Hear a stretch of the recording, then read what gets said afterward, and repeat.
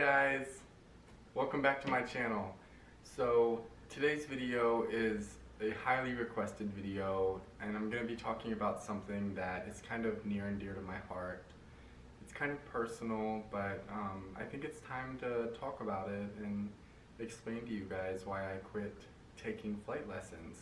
So if you want to hear about my story of why I quit taking flight lessons and how I got free flight lessons, then keep watching.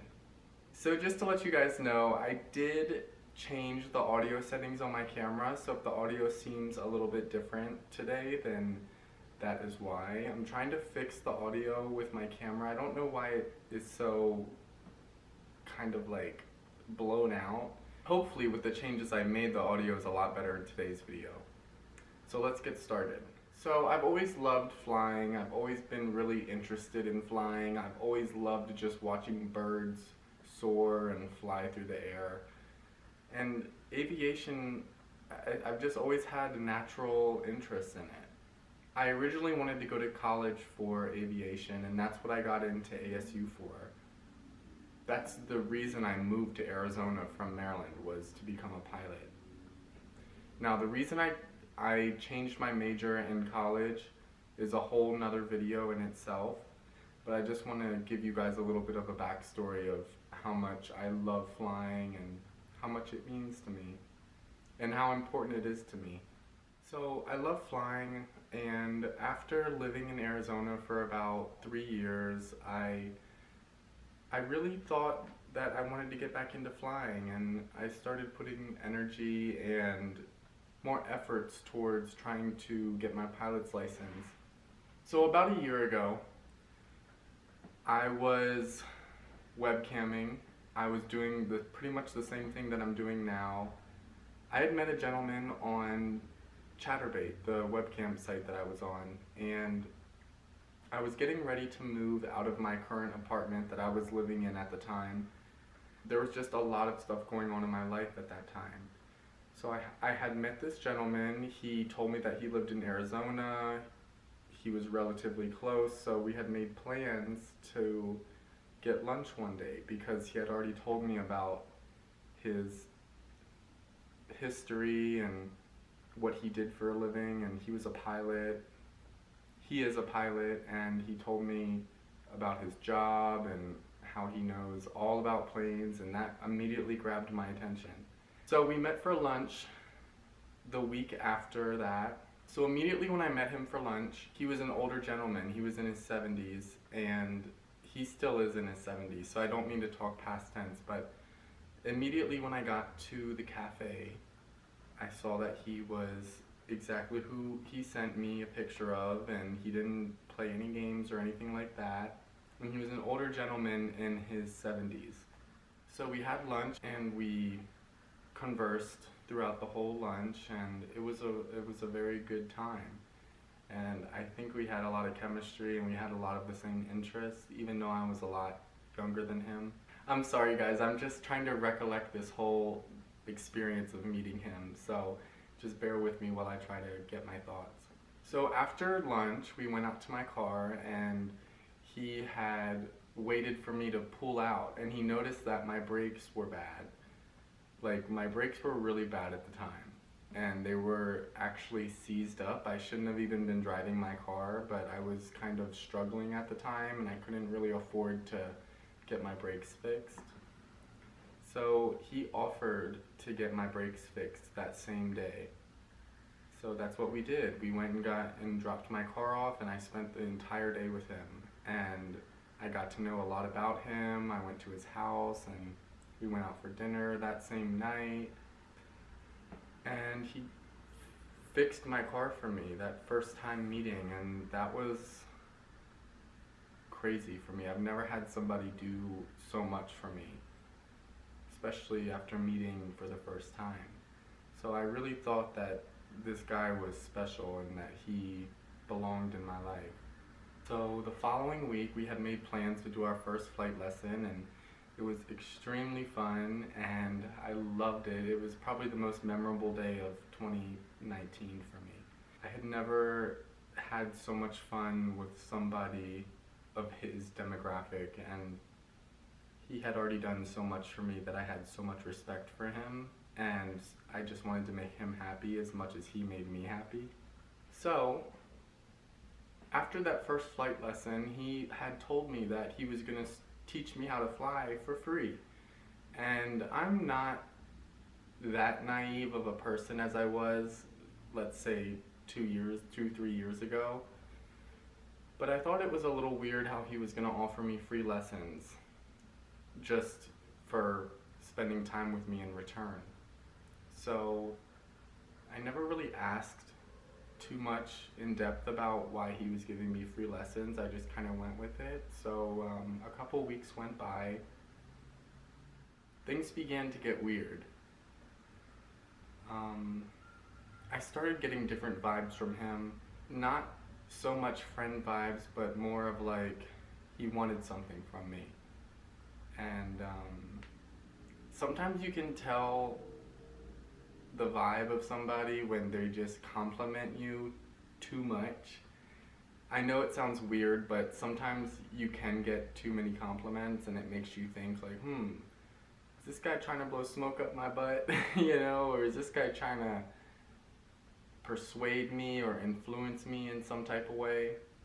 So he started complimenting me every time we would hang out together and we would fly together, and then it would started to becoming more like he would slap my ass when I got out of the plane, or he'd compliment me on my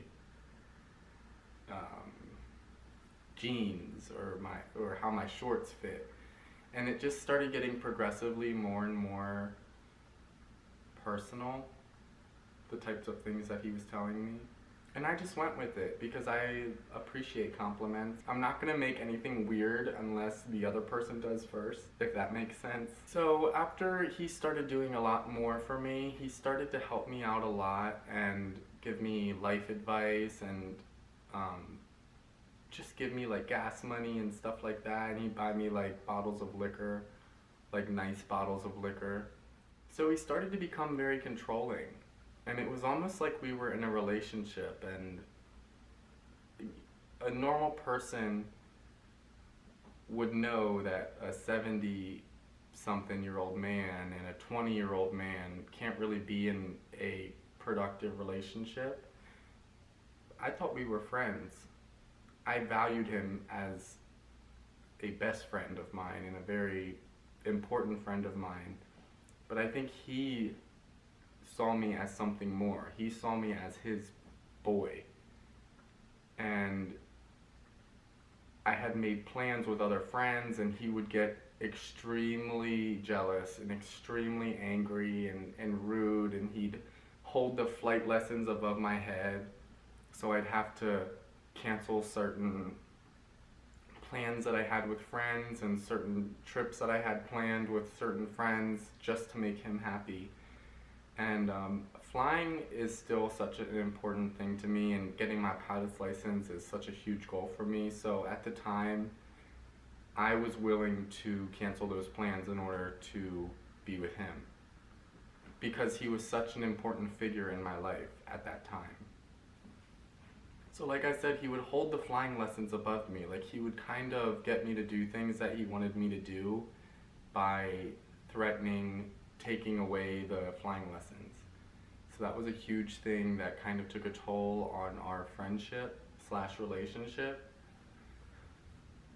So months went by, and we had gotten in a couple arguments since, and the arguments were over me hanging out with other friends that weren't him, or not including him in certain social situations. And at the time, I saw him as my flying friend. I didn't have any other friends that were interested in flying or had their pilot's license or were pilots.